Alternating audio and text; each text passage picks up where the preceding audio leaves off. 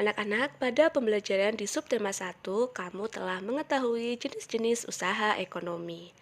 Apa saja pengaruh kegiatan ekonomi bagi masyarakat? Yuk kita cari tahu bersama-sama.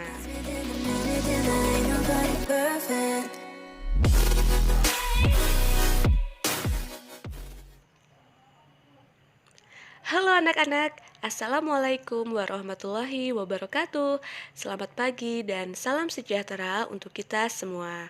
Bertemu lagi belajar bersama Bu Eka. Di video kali ini kita akan belajar kelas 5, tema 8, subtema 3, pembelajaran ketiga.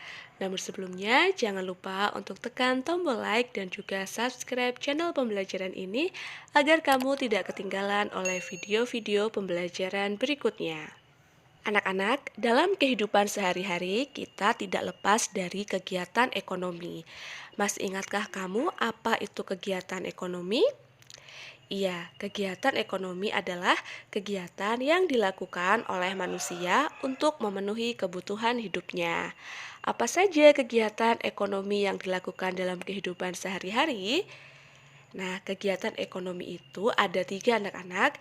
Yang pertama adalah produksi, yang kedua distribusi, dan yang ketiga adalah konsumsi. Ketiga kegiatan ekonomi ini saling berkaitan satu sama lain. Apabila satu kegiatan ekonomi terhambat, maka akan mengganggu kegiatan ekonomi lainnya. Kita pelajari dulu yang pertama tentang produksi.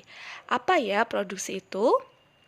Nah, coba anak-anak amati gambar kegiatan yang dilakukan oleh petani.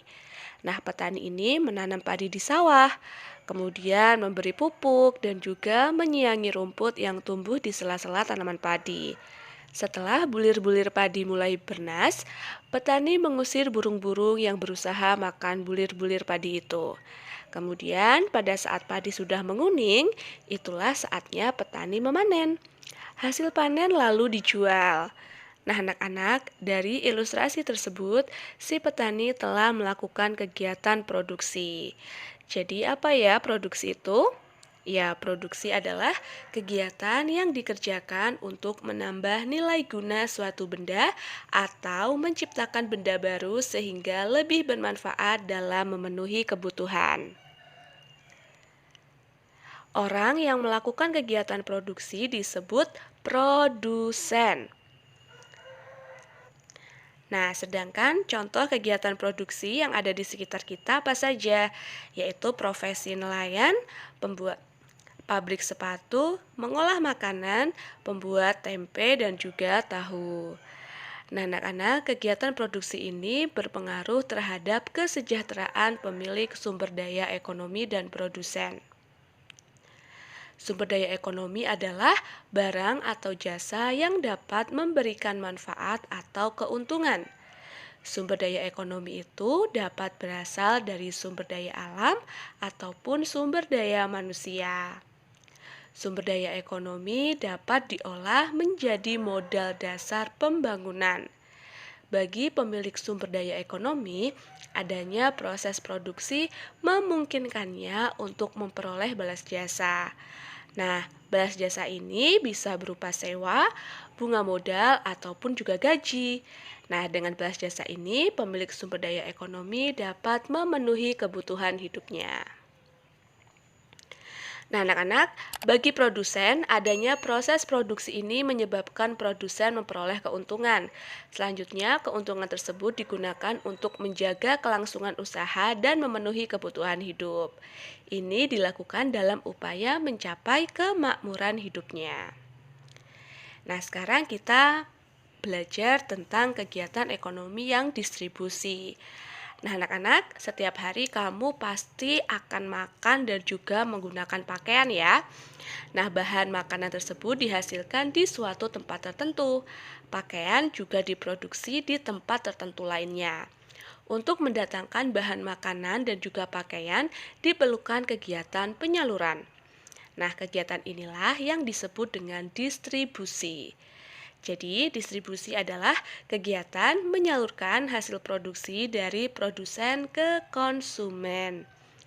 Nah, orang yang melakukan kegiatan ini disebut dengan distributor. Nah, anak-anak, kelancaran distribusi barang membutuhkan sarana transportasi dan juga jalan yang memadai. Tujuannya agar hasil produksi dapat segera sampai kepada konsumen dengan cepat dan tepat, sehingga kebutuhan konsumen segera terpenuhi. Nah, contoh kegiatan distribusi itu yaitu contohnya penjual di pasar. Nah, penjual di pasar itu sebagai perantara karena dia membeli barang, membeli sayuran, kemudian dijual lagi kepada konsumennya di pasar. Kemudian toko kelontong, swalayan, pedagang asongan, dan juga jasa transportasi. Sekarang kita ke kegiatan ekonomi yang ketiga, yaitu konsumsi.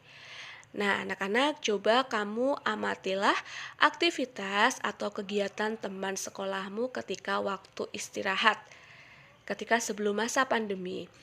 Ada yang jajan di kantin, ada pula yang makan bekal dari rumah.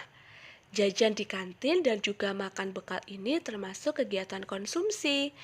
Jadi, kegiatan konsumsi ini adalah kegiatan manusia untuk mengurangi atau menghabiskan nilai guna suatu barang atau jasa untuk memenuhi kebutuhan. Nah, orang yang melakukan kegiatan konsumsi disebut konsumen. Untuk mengkonsumsi barang dan jasa, masyarakat memerlukan pengorbanan tertentu. Pengorbanan tersebut dapat berupa uang, dapat juga berupa waktu. Nah, contoh kegiatan konsumsi itu apa saja? Yang pertama yaitu memakai baju, membeli pulsa, berbelanja, naik bis, dan juga makan.